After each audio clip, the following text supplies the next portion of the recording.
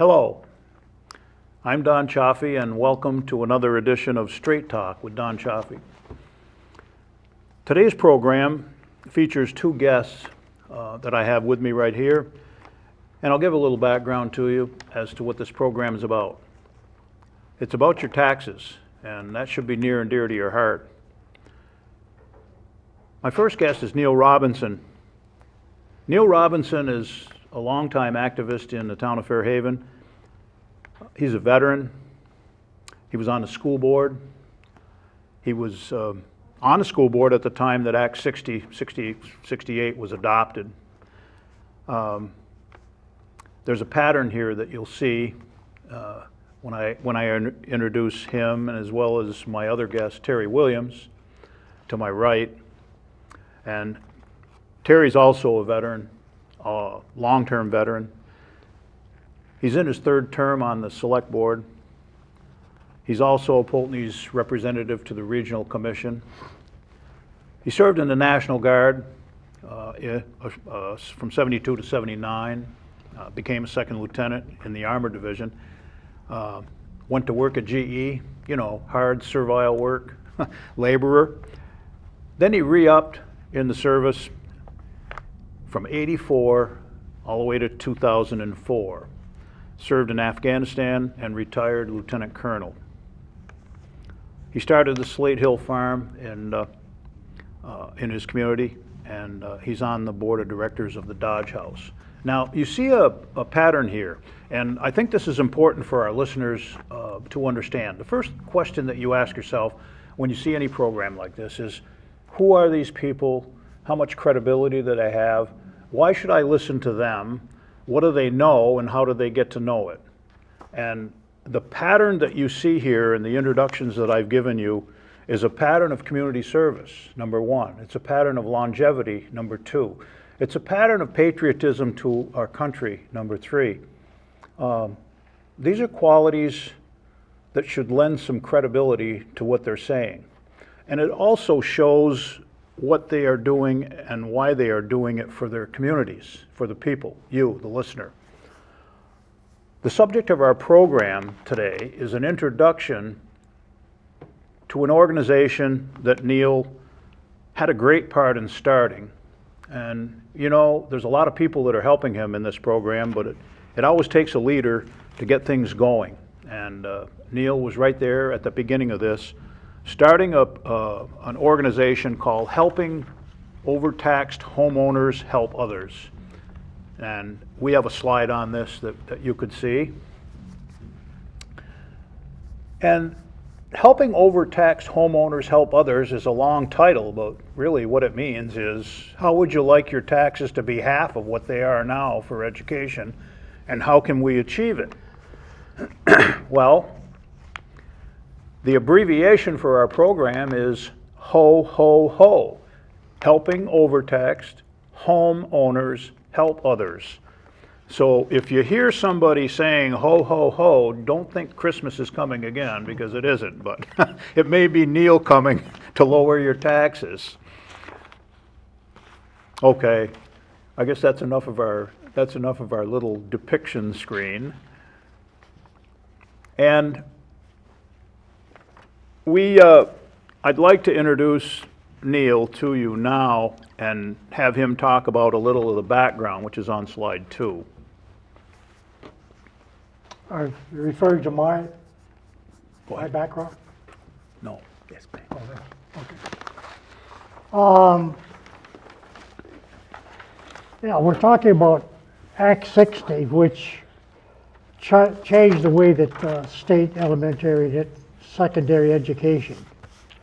And today we're at a point where we've had over 20 years of this, and we now can see vividly that it just is not working, especially from the standpoint of taxes, simply because, and Don hit on it, we will be showing you statistics that are really dramatic in terms of how much the homeowner, and this includes both home and second homeowners, are now paying compared to when Act 60 was first implemented.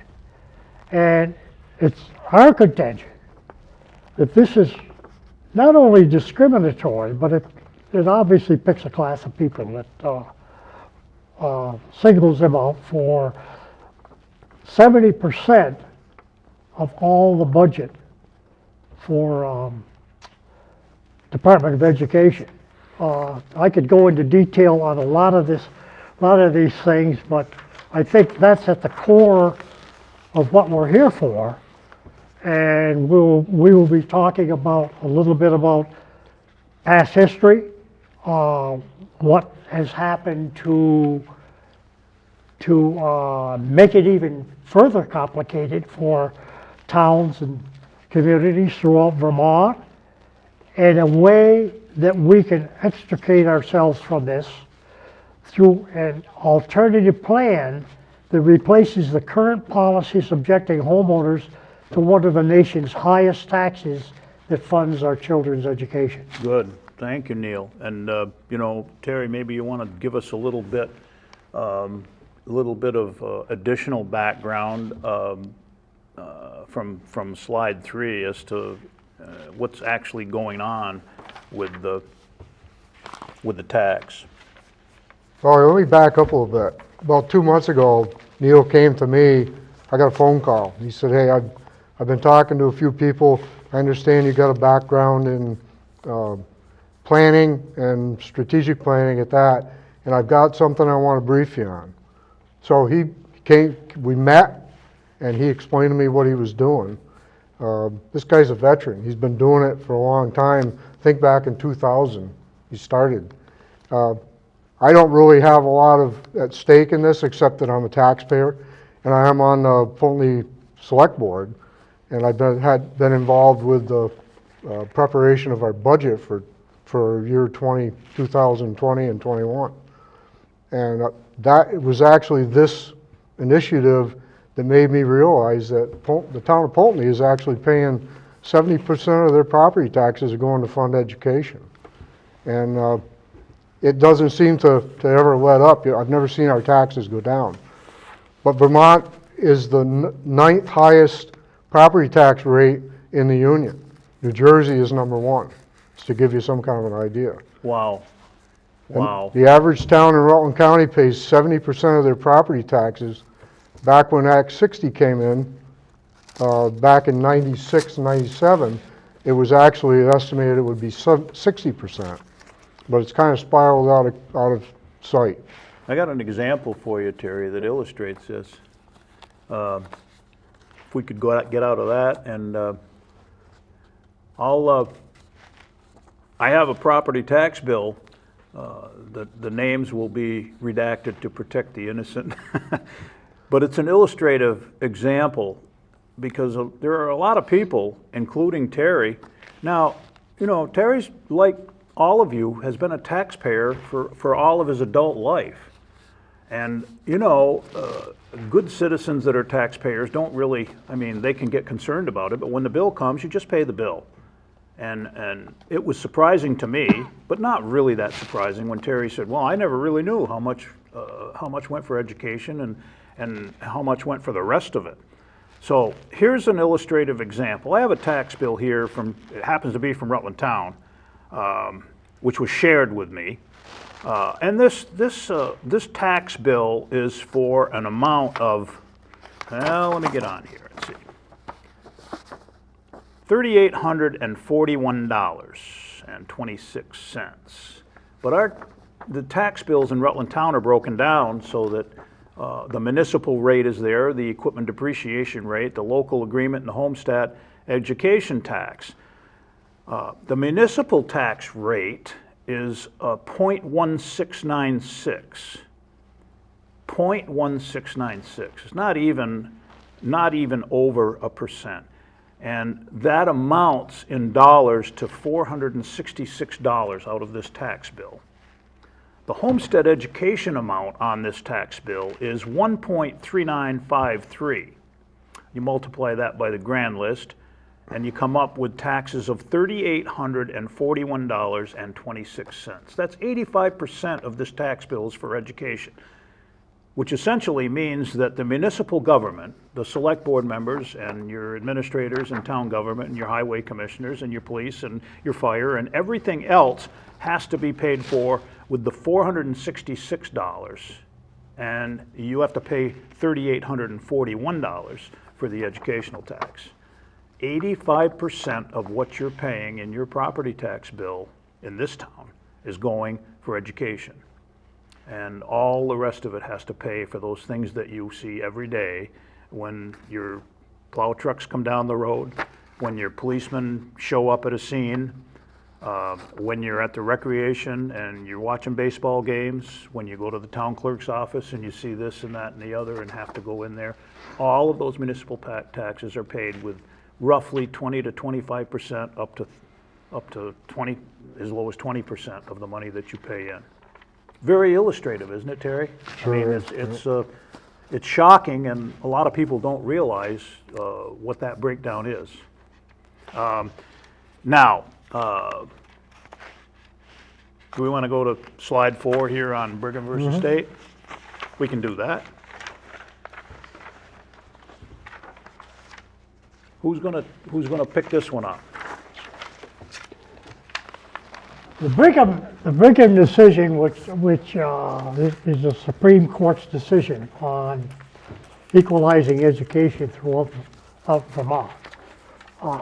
And one of the quotes from it, which very few people ever paid attention to or read, states, "The legislature has implemented the education clause by authorizing school districts to raise revenue through local property taxes. But neither this method nor any other means of financing public education is constitutionally mandated. Public education is a constitutional obligation of the state. Funding of education through locally imposed property taxes is not." And logically, what happened was the legislature ignored that.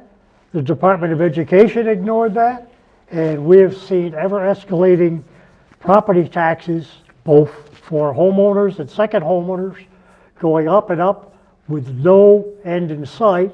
And worse yet, is we're talking about a declining population in the schools and yet a rising budget. That's pretty shocking as well. Yes, it is, Don, and it's just totally unfair, and we will be going into detail on some of the other things that occurred at the state level, which frankly you're going to find surprising. Those of you that are homeowners are probably going to find disgusting, but these are facts, and we can back it up with data to prove it. Oh, Terry, what did the Brigham versus State decision actually say about the kids of the state? Why did it get enacted the way it did? Well, it actually came from an appellate court decision. I think it was Lamoille versus State. The state tried to get the case thrown out, but they ended up bringing it to the Supreme Court, Brigham versus State. There was actually, the suit was 4 students from Whitingham, Wilmington Middle School, Chester Andover Elementary School. And they argued that the state had failed to provide them with substantially equal educational opportunities in violation of Chapter 1, Article 7 of the Vermont Constitution. And they sought an injunction and declaration that Act 60 was unconstitutional. What did this result in anyway?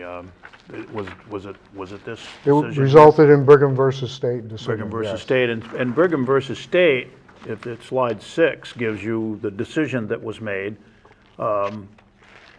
That decision was pretty, well, I'd say monumental in terms of the whole way that educational funding was changed in the state. Neil, if you want to give It's right up there on the screen. You can read it, but Neil can Yeah. read it all as well to you and then talk about what it meant.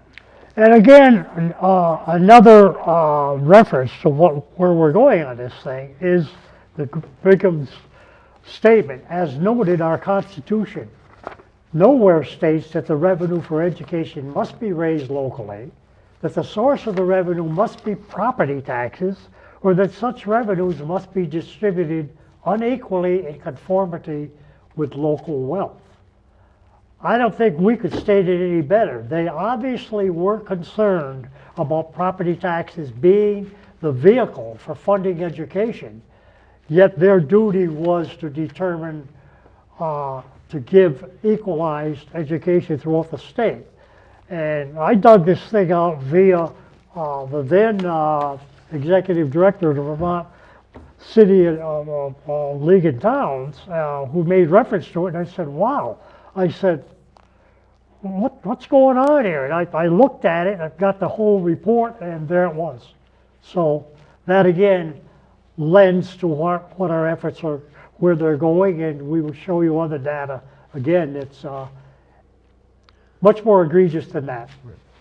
Well, you know, the interesting thing about this whole Brigham versus State decision and how it got implemented is that the goals, I don't think anybody in the whole state of Vermont could argue with the goals of Brigham versus State to equalize educational opportunity in the state of Vermont. That's an admirable goal. As you know, Howard Dean was governor at the time this was implemented, and he was supportive of it, but he had his reservations, and his reservations revolved around exactly what the purpose of this group is right now. His reservations were what he saw as the potential for unending, escalating costs of education. So his statement to the legislature and to the Supreme Court and to the people of the state of Vermont was, well, this is a great decision, but if it gives school boards the attitude and the opinion that they can spend like drunken sailors, this thing is not going to work. Now, I don't know whether I don't know whether I would want to insult all of my Navy veteran friends, because it isn't only the Navy personnel that like to go to the local bars once in a while, but the fact of the matter is that this is exactly what happened. When there's no brakes and there's no stopgap measures in the funding mechanism, and the money is like a pot or a candy store that a kid can just walk into and take whatever he wants, I don't think there's a rational or reasonable person out there that would say that wouldn't happen. And here's another thing. When the state made the decision, Neil, about in the Brigham case, that equal educational opportunity was a goal that had to be met by Act 60, they really should have defined what a basic education was, so that we could make the distinction, which we never have done, as to what is actually required to produce equal educational opportunity and what are the things that are beyond a basic educational opportunity. If we did that, then we wouldn't be robbing from rich towns, supposedly rich towns, categorized by how much tax wealth they have. We wouldn't be robbing from those towns in order to give people in other towns, poor towns, which are basically the largely populated areas of the state, giving them money for things that are not defined as basic educational requirements, like reading and writing and reading, writing, arithmetic, civics, history, all of those things that make for a qualifying, matriculating, graduating student of whatever school. But I got Go ahead, one thing I Jerry. want to add to this. State law disallows school districts to supplement their school funding with endowments or fundraising.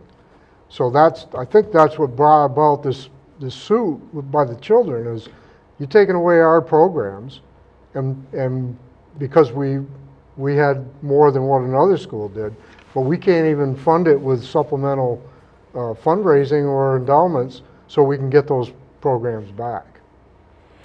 Well, it's interesting, and there are many things about this whole funding structure that are interesting. If you look at it on a statewide basis or an income basis, and that's what we're talking about, because obviously somebody's got to have income if they're going to pay their taxes. We would say that students need an equal educational opportunity, so what we're doing is we're taking money away from people that have more and we're giving it to people that have less. Well, why wouldn't we do that with income? Why wouldn't we say, for instance, well, what's the total amount of income taxes paid in the state of Vermont by everyone? We take that figure, which is multi-millions of dollars, and we divide it by the number of people that are paying in, and we come up with this average figure of, say, 48, 58, 60, I don't know what it is, $60,000, and we say, well, we want to provide equal income opportunity instead of educational opportunity, so everybody is going to get the same amount of money. And you would say, well, this is crazy. You wouldn't do that. Well, why do you do it in education then? What, somebody always has more money than somebody else. So, and everybody knows, Neil, you know this, that, you know, it was a Robin Hood plan. That's what it was, is rob from the rich and give to the poor. And in education, with no bounds whatsoever. There's no boundary. And I don't know, I think probably what we got to do is find out where we're going with this. Who wants to take up this subject of slide 7, where we're going with this? This is you. I think I can. We maintain that this is discriminatory to property owners. And a great example of this, without going into detail with this, is quite, reminds me of when Black River High School was going through the problem of trying to decide about consolidation. And one of the educators down there made the statement that, how do I tell a student whose father, whose grandfather had graduated from Black River High School, and he or she was planning on graduating also, that you're dealing with a situation where Ludlow is a gold town. They send $3 million to the state. No, I'm saying correctly. They sent $18 million to the state of Vermont and get back $3 million, and then told by the state, you can't afford to stay open. Just think about that, folks. That's a gold town. So guess what's going on with other towns? We're rapidly reaching a point where property taxes have become so egregious that people are deciding to leave the state. And you can only go so far with the burden of that kind of tax load. And that, again, is one of our points. Well, the other illustrative point of what you're saying, Neil, and we're getting to the point where we would make these comparisons as to what you paid before and what you're paying now. But back when they established Act 60 and then amended with 68 for equalized educational opportunity, and they developed all these formulas to decide how a town would be classified as a rich town and how it classified as a poor town. And you know, it was no secret. It was all just a redistribution of money in the state of Vermont. You have to understand the importance of what this represented in terms of taxing ideology and regional development or statewide property development, industrial and commercial. When they did this, they essentially stole 60%, because back in the time it was 60%, but now I say it's up to 75 to 85% of a town's municipal budget is educational taxes. They stole 60% of all the property wealth in the state of Vermont from the individual municipalities and concentrated it in Montpelier and then redistributed it under their formulas. Stop and think of what that means to industrial and commercial development in the communities around the state that have to pay the bills. That means they don't have any right to give tax stabilization anymore. That means they don't have that income coming in to pay for what they had to pay for infrastructure and everything else. And now it's 85% in our town, 85% of the money that our people pay in taxes goes to the state of Vermont. And we're a gold town, so we're at $1.1 million. I think it's just over $1 million that's paid in a penalty tax that's redistributed to the poor towns of the state. So not only do we have to pay for our own kids' education, we got to pay $1 million for somebody else's education. But the bottom line is we don't have any of that money to use in our own system. So that means that when capital costs go up and when school costs go up, the disparity in ability to pay and the sources to pay for that becomes even greater and greater. And to illustrate this point more specifically, I don't have the numbers here, but I'm sure we can get them for a future program. They're dramatic numbers because the number of towns that were gold towns back when this program was started was a certain number, X. And the number of receiving towns, who were poor towns that got the money, was Y. X has almost doubled since that time. Well, guess what? They ran out of money, so they redid the formula. So now a town that was a receiving town is no longer a receiving town, they're a sending town. Because we had to get some more money out of them. And the next year, more towns became sending towns and more towns. And people were saying up there at the time, you know, you can see the progression of this thing and where it's going. Pretty soon, every single town's going to be a sending town. Well, it's when you run out of other people's money because they're spending too much that this formula just totally breaks down. And isn't that what's happening, Terry? Certainly is. Yep. I mean, it's pretty simple, but I want you, Neil, and you can put this last slide up if we can, and leave it up here just briefly so that you can refer to that bottom line, Neil, and then why don't you can explain it. It's only going to take Sure. a few minutes, but you can see that last line on there. Well, a great example of what Don is talking about is the cost or the share of education taxes for Castleton, which happens to be near my community. It goes with the high school that we have.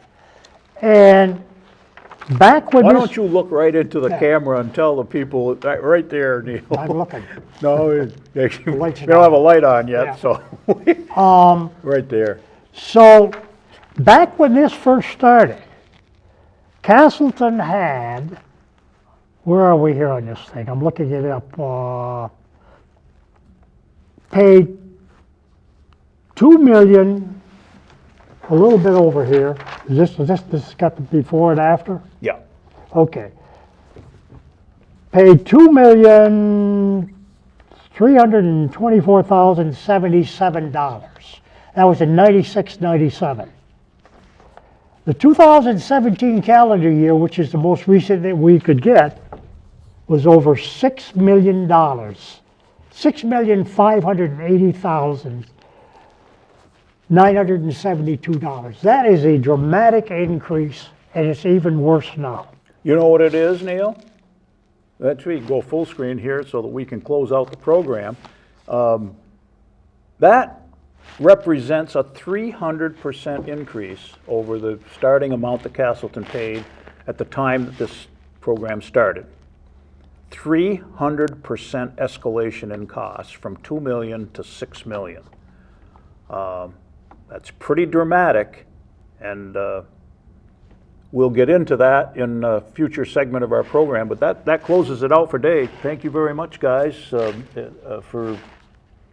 the work you're doing. Our pleasure. Thank Yeah. you for having us. Okay, we'll see you next time, folks.